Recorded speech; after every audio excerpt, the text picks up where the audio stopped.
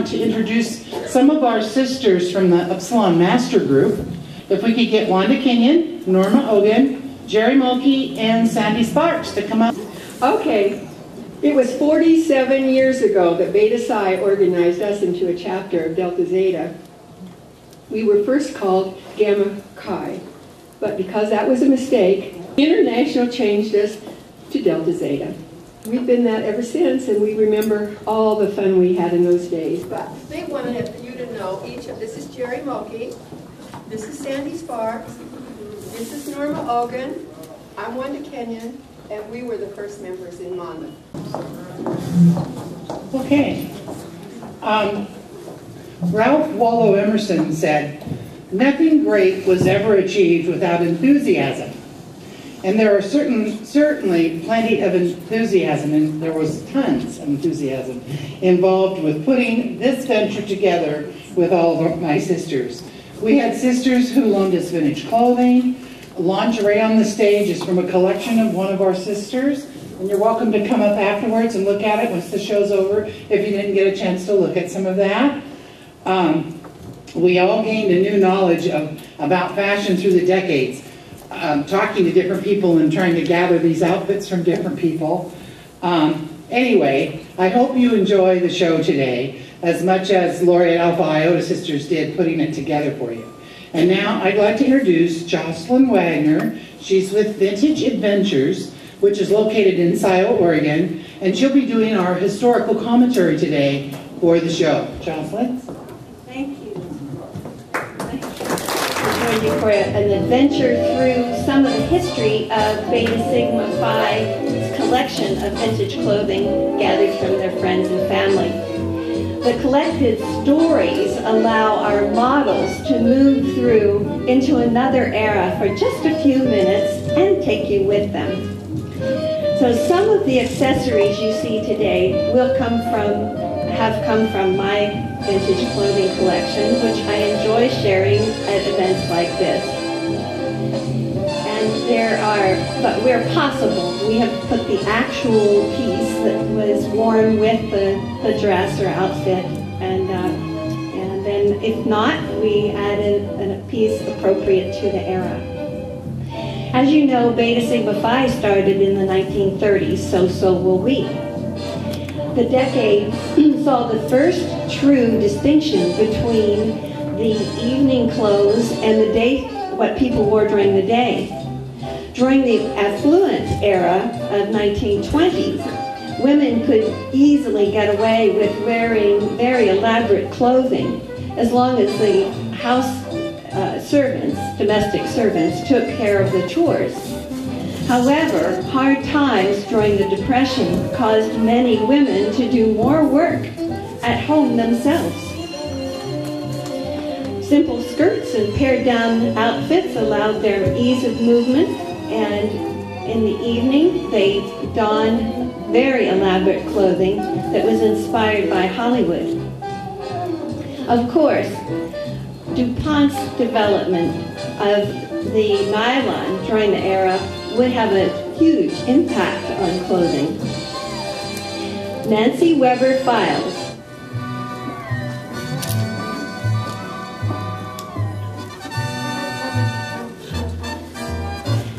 Nancy begins our show with a hand-crocheted dress made in 1932 by her grandmother, Cora Luella Weber.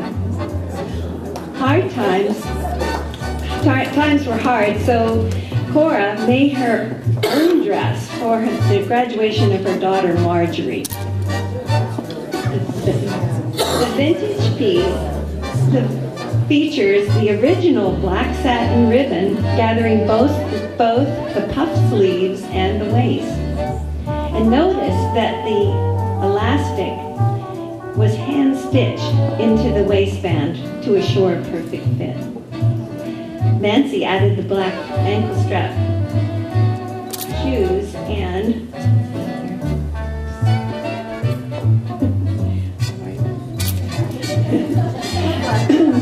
of course we added her stylish hat to complete the ensemble.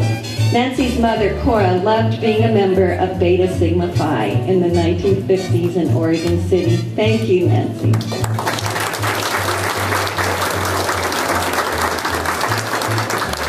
Marie Kester.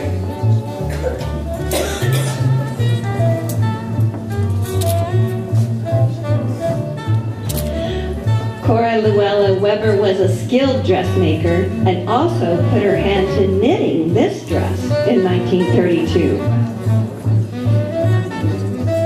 The dress features short sleeves and a lovely flare at the hemline. Its simple elegance with its sleek line were favored during that era, but the dress was a timeless style. It has been part of Nancy Weber's outfit for over 50 years. Her wardrobe. We have capped this outfit with a lovely eggshell clip. And of course, gloves were called for on almost every occasion. The pattern for the dress was intricate, and Cora must have spent many hours making it. What a treasure. Thank you, Marie.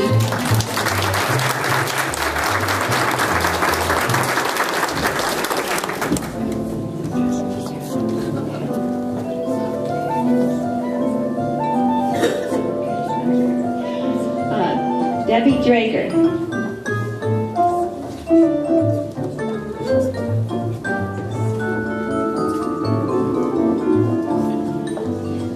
This 1930s replica and hat were borrowed from Debbie's friend Tina Tate.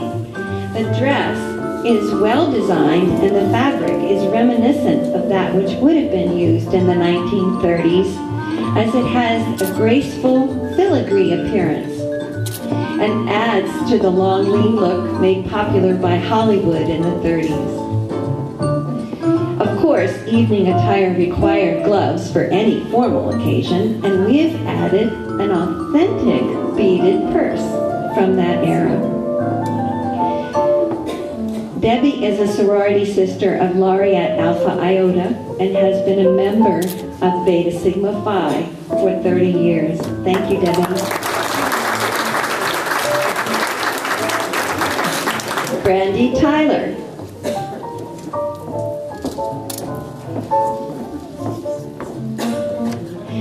Brandy wears an elegant jacket over a 1930s black Kaffler and Sobel, and we should have a drum roll now, Brandy, as Brandy removes the jacket to show this beautiful beaded dress. It is elegantly simple and romantic. Notice that the roses are both appliqued and beaded, both the front and the back. Debbie Drager borrowed the treasure from her friend Marge Tomlin. Like many of the clothes in this show, the dress has quite an interesting history. It belonged to Donna Roberta Fry Marquis of Albany. Donna was born in 1899 after her family came to a ranch on what is now Fry Road in Albany by wagon train. The hat that we have added was purchased not too far from Donna's farm. Thank you, Debbie. She's gone already. Oh, there you are. Tracy Johansson.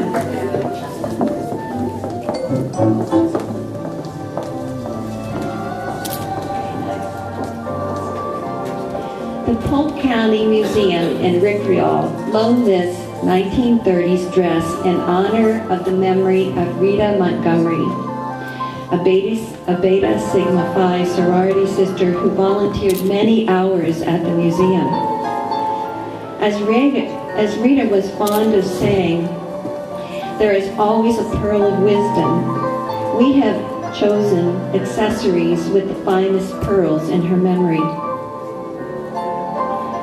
Tracy's graceful presentation adds to this lovely tribute. It's a beautiful dress and a lovely young lady.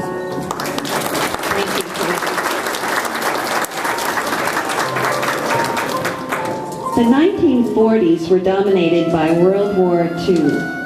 rationing affected everything, women found themselves filling jobs that were previously held by men. And Rosie the Riveter was a patriotic figure. Eve Lee. We're ready to move on into 1942. Eve Lee.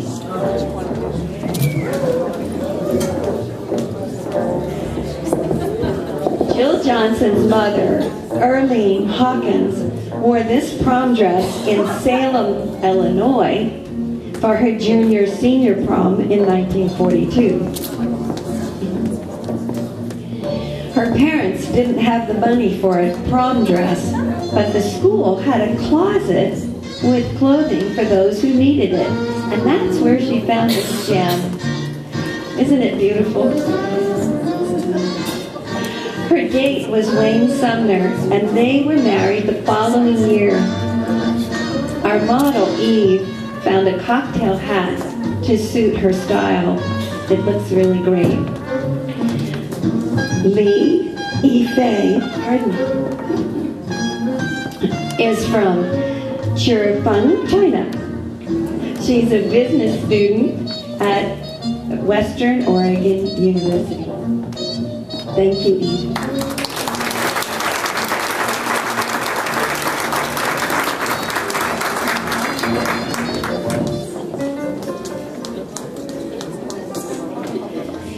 But first, let me remind you of the influence of World War II on brides and their grooms. Weddings were often timed to suit military leave, and servicemen customarily wore their uniforms, while brides contended with rationing of fabrics, especially the natural ones like silk. They were very hard to obtain. With so many restrictions, brides of the 40s had to rely on their friends and family and their own ingenuity to marry in style. Mrs. Prudy Drager.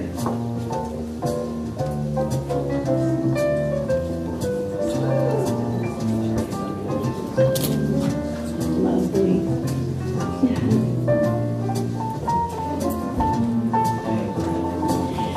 Please welcome Debbie Drager's mother-in-law.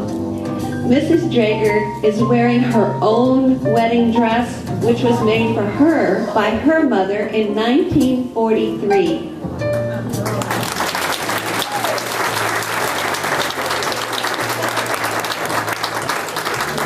Prudy Leanne's parents immigrated from Norway, and she was the first generation born in the U.S.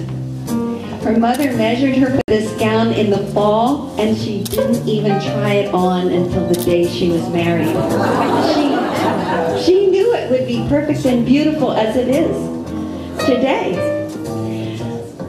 There wasn't enough satin when her mother made it to do the whole dress, so she just made the underdress and put the organza over the top. Isn't that lovely? But she could manage only enough of the organza to make short sleeves rather than long sleeves. This dress was clearly a labor of love, as Prudy's mother finished all of the seams by hand. And look at the tiny little snaps and the tucks at the waist to assure a perfect fit. It looks just great. We're honored to have you show this dress. Thank you, Mrs. Reagan.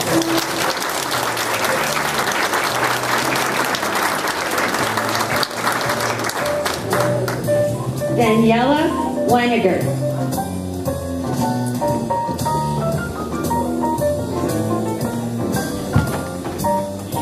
Earlene Hawkins' mother of Jill Johnson married on December 25th, 1943 in sunny and warm Southern California.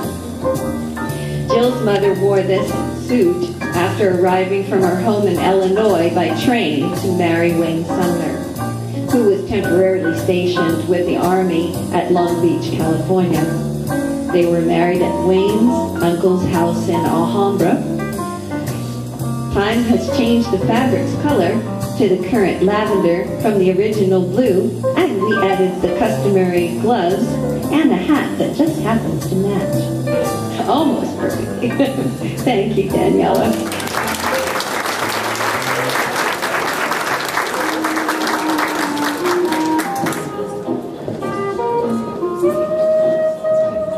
Tracy Johansson.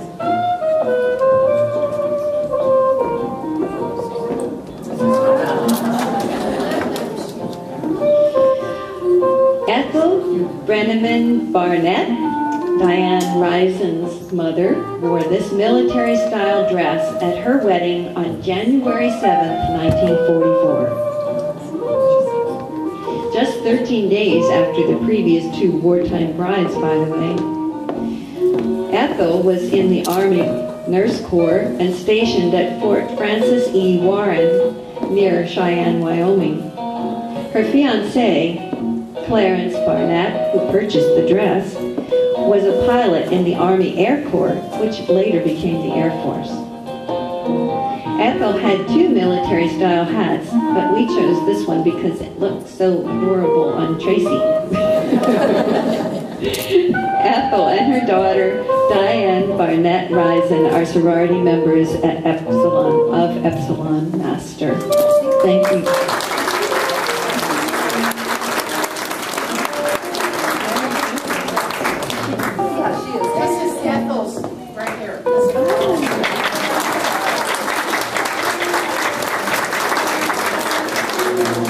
The 50s was the first era to use the term teenager and to recognize teenagers as having a separate fashion from the older generations. Teen girls wore full dirndl or circular skirts with large appliques on their clothing.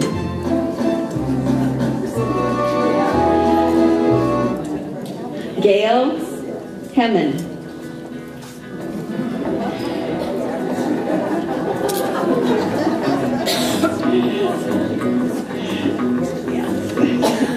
Gail wears her own authentic poodle skirt. Together with her black sweater, white top, red shoes, and bobby socks, this is true classic. Wait, Jacob, I forgot to ask you that. Sure.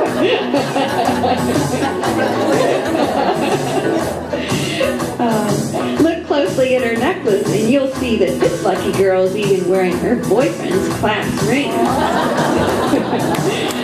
Gail's friend made the skirt and slip as a birthday gift 38 years ago, and Gail has worn it to about 25 50s events.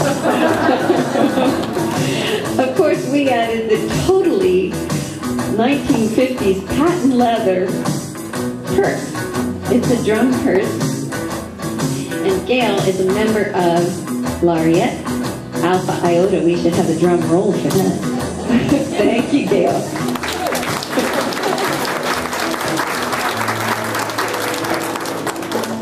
Willie Dednam. Willie's fur-collared coat was owned by her mother, Catherine. The AFL-CIO union label is dated 1955, long before furs became the subject of controversy. Lynn Lindsay loaned her mother's fur pillbox hat, which is a beautiful complement to the collar on Willie's coat. As some of you may recall, the pillbox hat was made popular by Jacqueline Kennedy in the late 50s. Audrey Hepburn also favored the style both on and off stage. Willie Dedmans is surely ready to have breakfast at Tiffany's, aren't you, Willie? Should the weather turn chilly, Willie can turn up her collar and keep cozy. Willie and Lynn are both members of Laureate Alpha Iota. Thank you, Willie.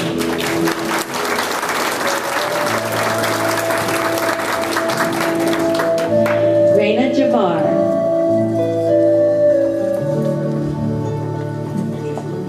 This beautiful dress with its gracefully sweeping back was owned by Rosemary Amato. Llewellyn in the 1950s. In 1958, it was the custom for high school graduates to return to Milton Freewater for the annual Girl Ask Boy Snowball Dance. Rosemary was a freshman at Eastern Oregon College and worked part-time at J.C. Penney's. This dress was on sale, and with the addition of her employee discount, she got the dress for only $3. Times have changed, but that was still quite a prize, and I'm sure her date thought so too. Thank you, Raina. Tina Lowe.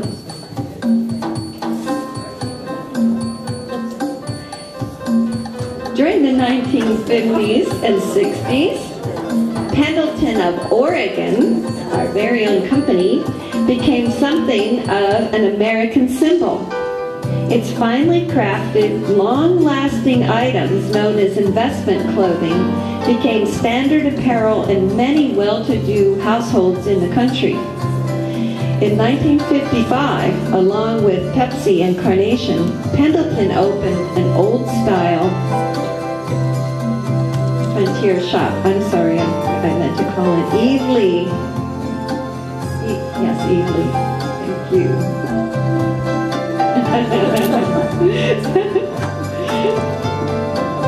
That's okay. Brandy Tyler. All three. Very good example. In 1955, along with Pepsi, Carnation, Pendleton opened an old-style retail shop in Frontiertown at Walt Disney's newly launched theme park. In 1956, the women's wear division introduced its reversible plaid pleated skirts. Aren't they lovely? Thank you, girls.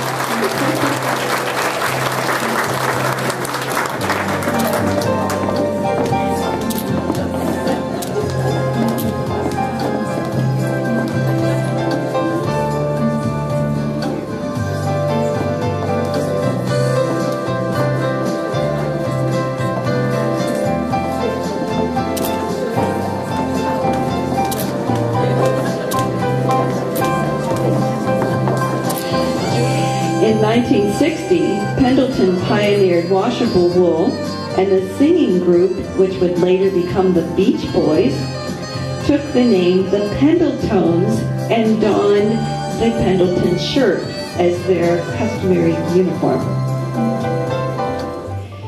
Women of the 1950s sought more daring fashions, however. The pressure for women to look sought more daring fashion. However, the pressure for women to look a certain way also intensified. Dresses used in dance settings reflected this particularly because they relied heavily on exposed arms, collarbones, and backs like never before.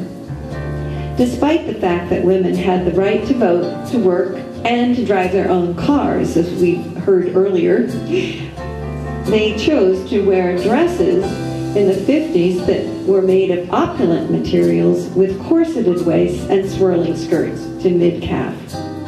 As fashion looked to the past, the fashion houses experienced something of a revival and spawned a myriad of star designers who profited hugely from the rapid growth of the media.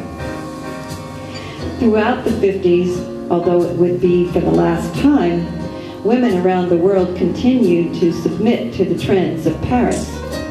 Givenchy opened its first boutique in 1952. The dresses in the 50s, especially those used for dance events, were driven mainly by high-end designers, not only Christian Dior and also Coco Chanel. Christian Dior's new look revived the popularity of girdles and the all-in-one corselets. In the 1950s, many fashion houses used the interest in foundation wear to launch their own lines. Soon after, many lingerie manufacturers began to build on their own brand.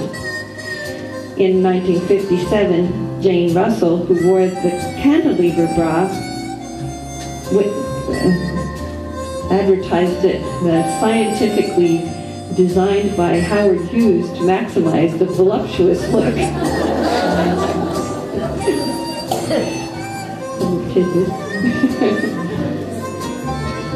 Our next three models are wearing dresses that all belong to Julie Evie's sister, Sandy Mortensen. Although they began in 1959, by the way, they are some of the same models who just left the stage. They spawn into the 1960s. Eve Lee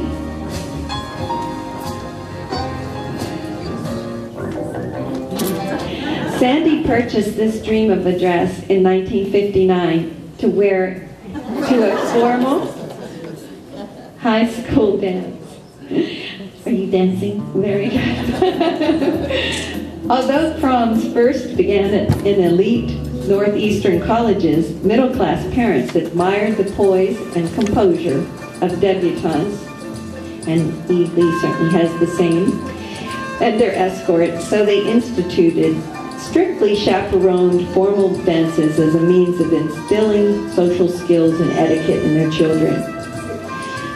Students may have been taught the waltz, the foxtrot, and the cha-cha, but rock and roll made its way into the dance to the dance room and the dances, and it's here to stay, as they say. Thank you, Eve.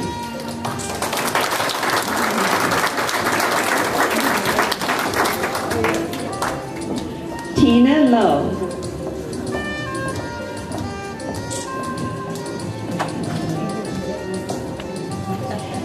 Sandy wore this beauty to a 1962 Sweethearts Ball at Clackamas High School. The skirt, the cummerbund, are dotted Swiss, which I learned can be flocked, woven, or embroidered dots on sheer, crisp cotton fabric. Although the teenagers had a dramatic influence over fashion later in the decade, in 1962, prom dresses remained sweet and demure, such as the one Tina is wearing.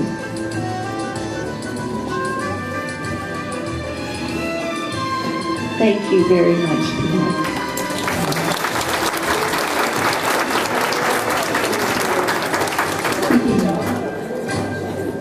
Vicki Swede.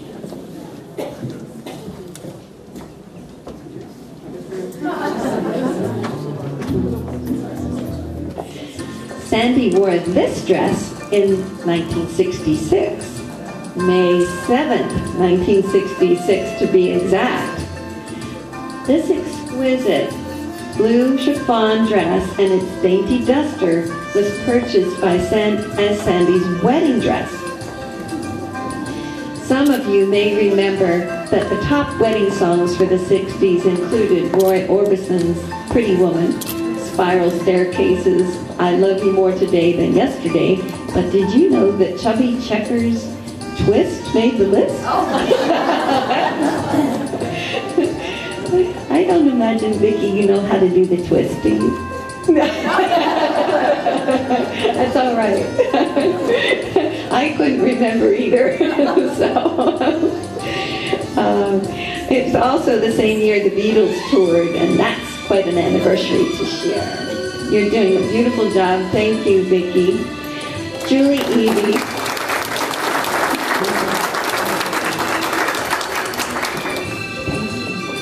Julie Evie has been with Beta Sigma Phi since 1980 and is the current president of her chapter, Laureate Alpha Iota, as well as president of the Dallas Monmouth Council of Beta Sigma Phi.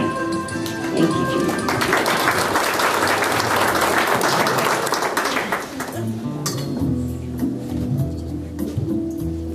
The 1960s were known as the Age of Youth. 70 million children entered from the post-war baby boom era became teenagers and young adults. The movement away from the conservative 50s continued and eventually resulted in revolutionary ways of thinking and real change in the cultural fabric of the American life. No longer content to be images of the generation ahead of them, young people wanted change. The changes affected education, values, lifestyles, laws, and entertainment. Many of the revolutionary ideas, which began in the 60s, continue to evolve today. Jan Lowe.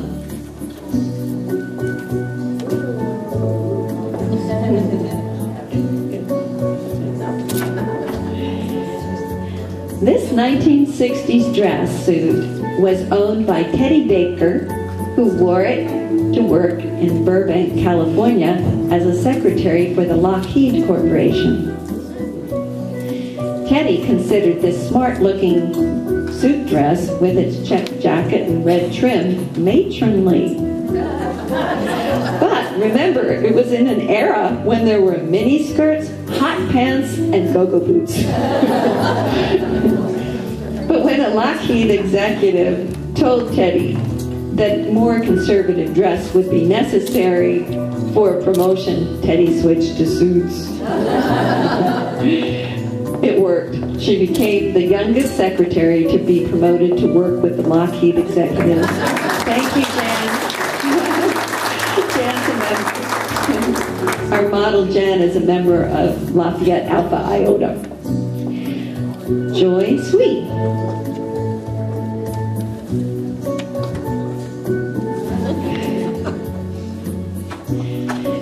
Jill Johnson's mother owned this graceful caftan in the 1960s.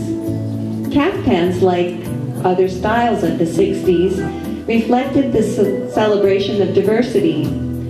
Caftan-like garments were worn by several cultures. This one has a distinctly Asian influence.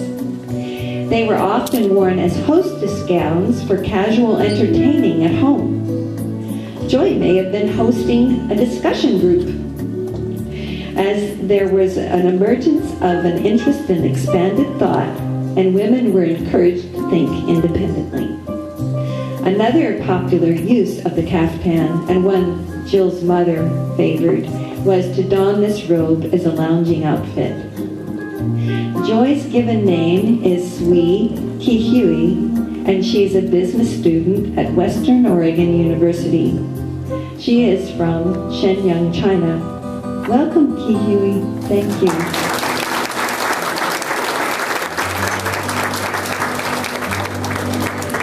Roseanne Boyce.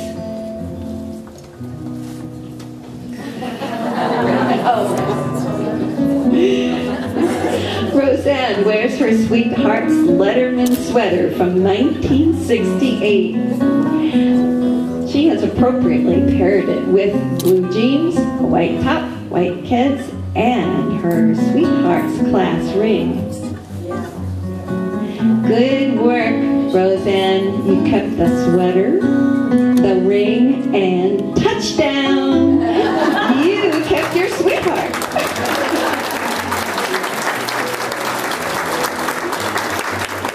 Roseanne and Ron Boyd celebrate their 40th wedding anniversary next month. Is that right? September. Thank you, Roseanne. Roseanne's a member of Laureate, Alpha Iota. Thank you. Daniela Weiniger.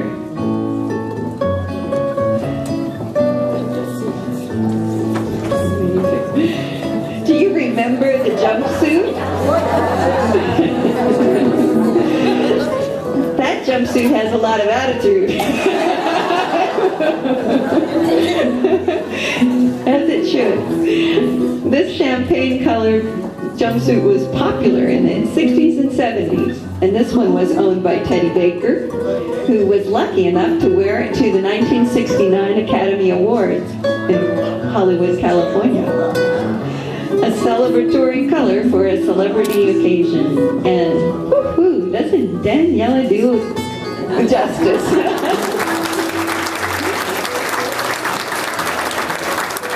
Teddy is now a sister of Laureate Alpha Iota sorority chapter.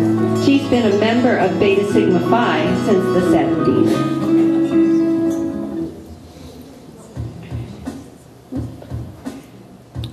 By the 1970s, it was nearly impossible to tell what was in fashion and what was not.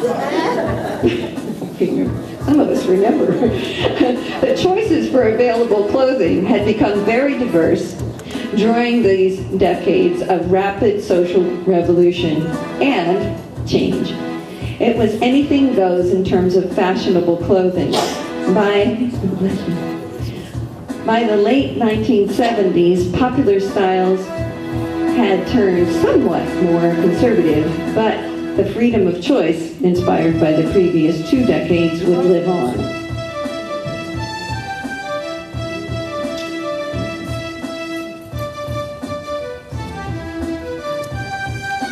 Brandy Tyler.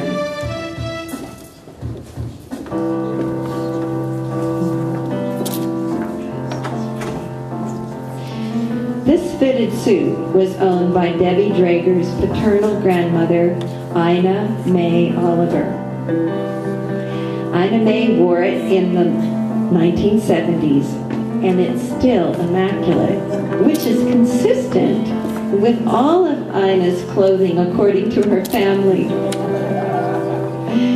She would have been pleased to know that the suit is being modeled by their family friend Brandy Tyler, who recognized a great opportunity to dress it up with this colorful breton and matching gloves. Thank you, Brandy.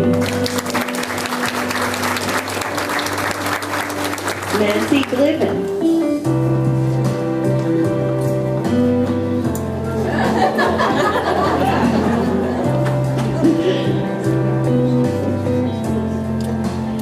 Nancy is wearing a mink coat originally owned by Dolores Tiernan of Dallas, Oregon. Dolores bought the coat in 1970, had her signature sewn into the lining, and wore it until her death at the age of 93. Although minks were becoming controversial, it's important to remember they're an important part of Oregon history, as they were the reason the Oregon Territory was formed. Dennis Tiernan gave the love coat to a family friend, Nancy Glivin, or Nancy B1, as her sorority sisters know her. Nancy is a member of Alpha Master and has been in sorority since 1969. Thank you, Nancy. Vicki Sweet.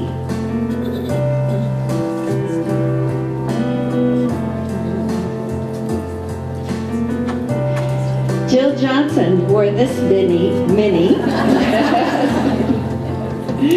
as a going away dress after her wedding in 1979. Ignaz of California designed this velvety dress, but Jill added the lace. Brides have been using lace in their weddings since the 15th century. But we added the raffia bubble hat to emphasize the 70s spirit. Something old and something very definitely 70s. Our model, Vicki, is a student at Western Oregon University. She majors in business. Vicki's given name is Sui Hun, and she is also from Shenyang, China. Thank you, Vicki. Well done.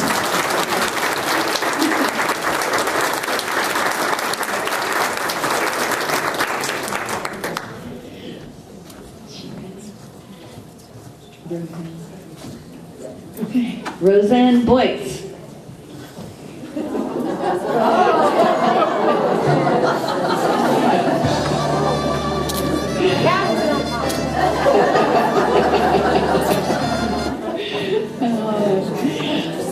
Julie Evie purchased this dress to attend a dance at Clackamas Community College in 1970. Then, in 1971, she wore it to what was dubbed Oregon's Woodstock Festival. The festival was Governor McCall's Vortex 1, which was held at Minlow-McIver State Park in Clackamas County near Estacada to distract young anti-war protesters away from the American Legion's convention in Portland. It was a great success in the age of Aquarius, when this dress would have been the rage, and the beads adorned many a head, as we have adorned Rosemary's. Roseanne. Thank you, Roseanne.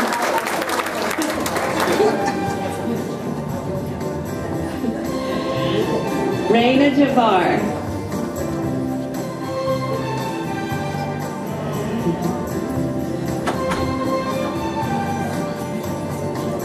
Raina's bell-bottom pantsuit is the one given to Willie Devnam by a close friend who made one for her and one for her new husband as going-away outfits after their wedding.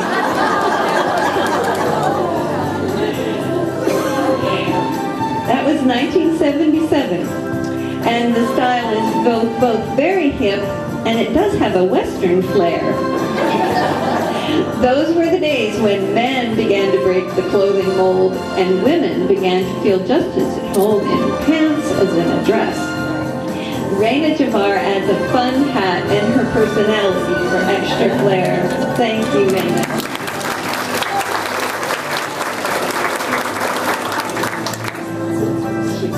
Danielle Weiniger.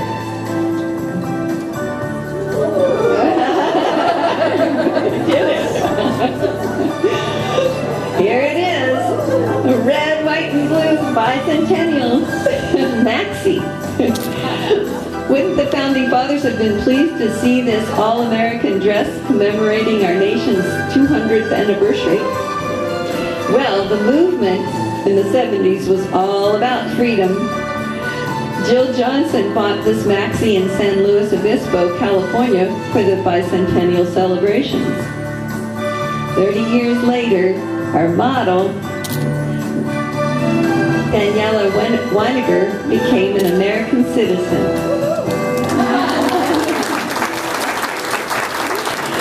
Today, we've taken the liberty of adding the 70s style hat.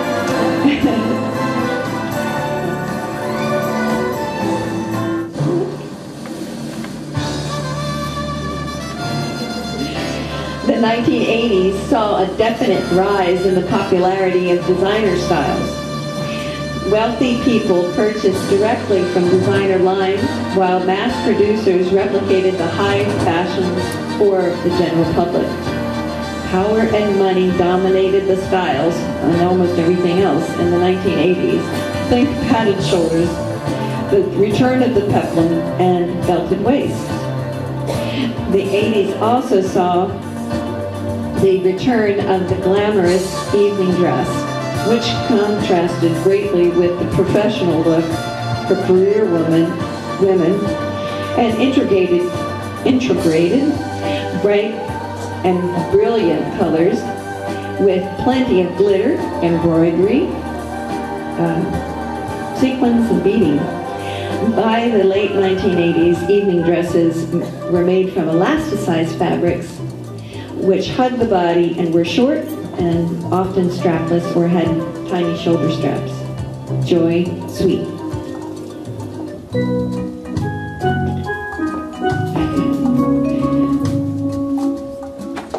This professional-looking dress belonged to Jill Johnson. Jill wore the dress to her job interview with the Central School District in 1982. Apparently, it made a very good impression, as Jill is still working there. Jill is a member of Laureate Alpha Iota, and she was instrumental in putting this fashion show together today. And it's a very nice choice of hats you have there, Joy. Thank you. Well modeled.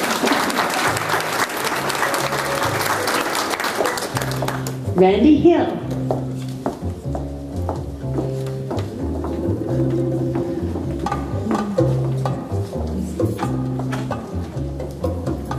This wonderfully red dress is owned by Janice Gordon, who is a member of Laureate Alpha Iota. She wore it to the 1987 sorority dinner as the Valentine Queen for the Xi Gamma Zeta chapter. This designer used ruching and cap sleeves to add to the graceful line. Janice bought the dress on sale at Meyer & Frank at $30. It's hard to believe. Quite a bargain. And the sorority dinner was held right here in this room. Very hot. Thank you, Randy.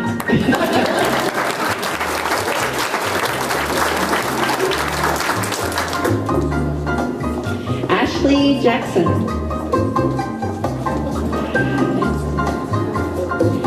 Don't you love that hair?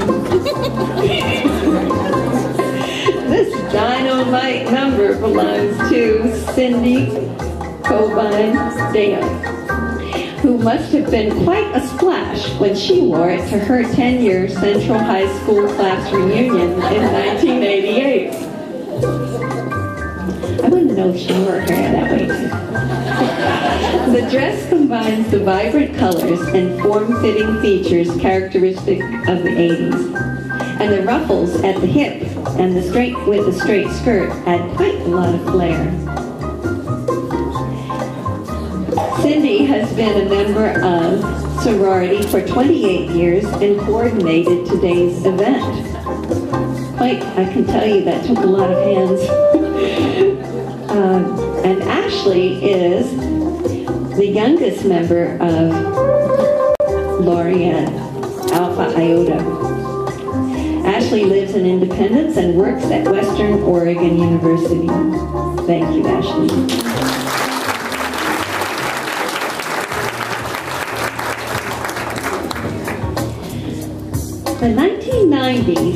By the 1990s, women began to reject the moneyed designer styles of the 80s and opt for more comfortable casual clothing. In the early 90s, the basic slip dress made from soft crepe fabrics became popular. By the mid-90s, the full-skirted, short, strapless evening gowns re-emerged.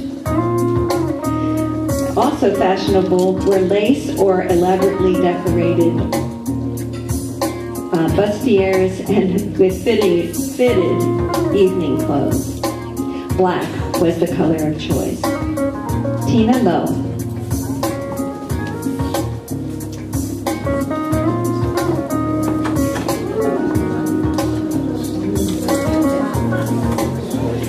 We all fell for this dress, which was Jan Lowe's, whom you met earlier as a model. She wore it to the 1997 Elks Officers installation. It has a drop waist, which was favored in the 1920s, that wonderful bling and padded shoulders, all of which are very flattering. And when Tina added a hat, she became an instant candidate for a Hollywood movie. Tina Lowe's given name is Tien Tien. She graduated from Western Oregon University in March with a degree in business. Tina's home is in Beijing, China, and she does a lovely job of modeling. Thank you, Tina.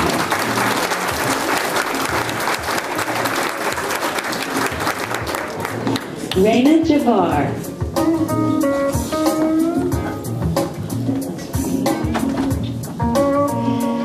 Jan Lowe, whose closet we would all like to see, also owned this dress. She wore it to the Elks Officers incoming celebration in 1996. The playful polka dots were a favorite motif in the 80s and 90s, and they added unmistakable whimsy to Raina's gown, which is an excellent example of the 90s. The brilliant pink, accented by the black skirt, is romantic, isn't it? Well, the 1990s have become known as the romantic era. Perhaps Raina is going to a nightclub, which...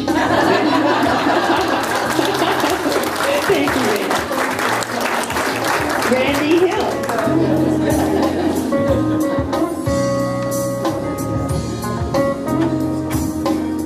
Randy is wearing her own dress by popular designer Carol Anderson.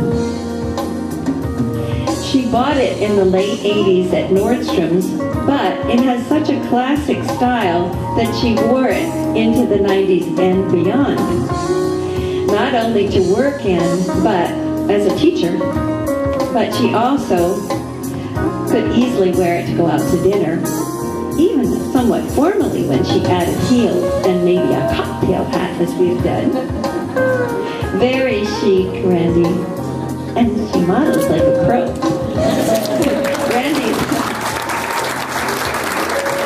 Randy is a member of Laureate Alpha Iota. Much excitement surrounded our entry into the second millennium. All kinds of people made all kinds of predictions, and all kinds of us, or most of us, entered with some anticipation about what was to come. However, those of us who had been around for a while, at least, knew that we had already set our own course to the degree possible for the future. But now to enter in this millennium is Jan Lowe.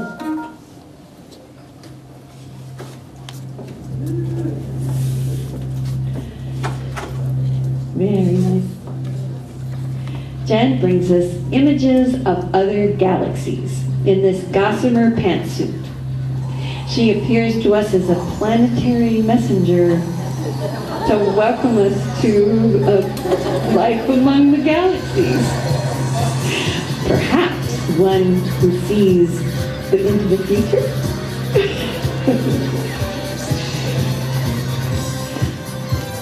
The Epcot Center held Millennium celebrations for 4 months. Boy, that Millennium went fast. All right. Rachel Helt.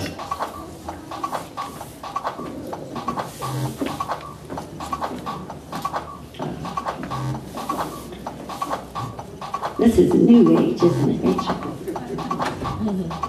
Rachel wears the prom dress she wore to the Central High School homecoming dance in 2011.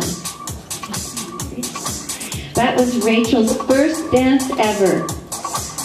This fascinating dress has a silver and black cheetah pattern draped across the top and a solid black skirt to match. The fabric is polyester and spandex. And Rachel accessorized with silver beaded necklace, bracelet, and earrings to match. She is attending the HALO program in Independence to complete her education before she continues to college, where she wants to study fashion design. All right. That's great. Good luck, Rachel, and thank you. Tracy Johansson.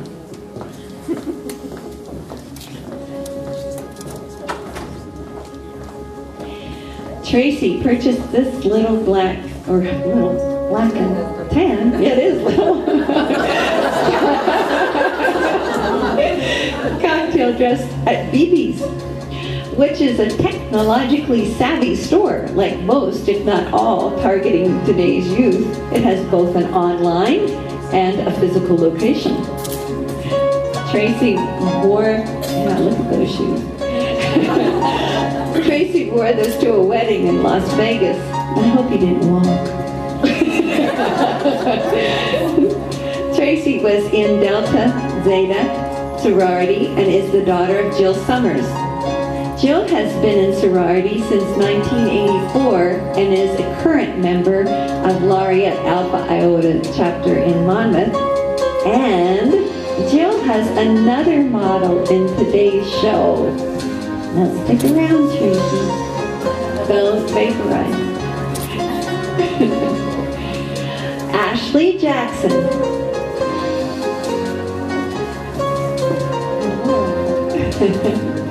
Ashley is as well attached to technology as she is well dressed.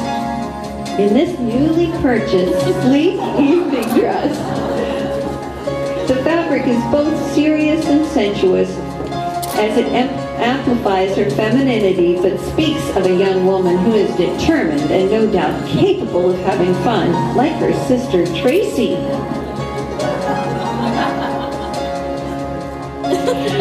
So she and her sister Tracy may well be headed for one of Portland's nightclubs to listen to music and dance the night away.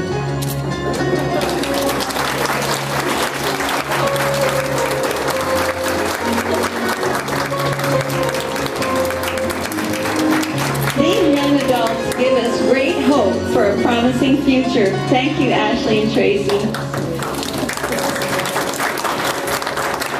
And I'd like to say thank you to Cindy Cobine-Gale. Oh, I have something. Oh, you were good. Okay. That's a good one.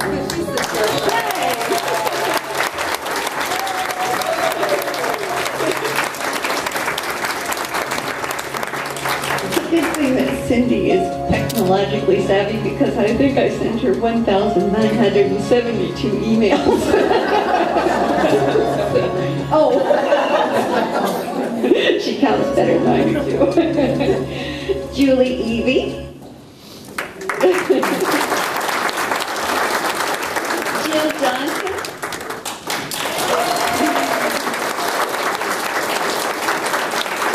All of whom were at least coordinating the fashion show with me. I know there were many, many, many, many more in Laureate, Alpha, Iota to thank, and I do. And also, Jill Summers coordinated the music, which was a tremendous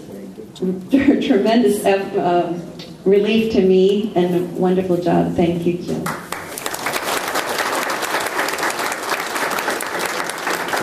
Rod Killen gave us lots of technical assistance.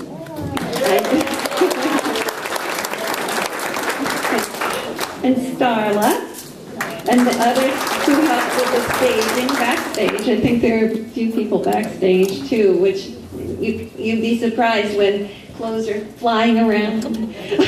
People trying to figure out which one they go out in next. So thank you very much, and to a lovely audience. Thank you.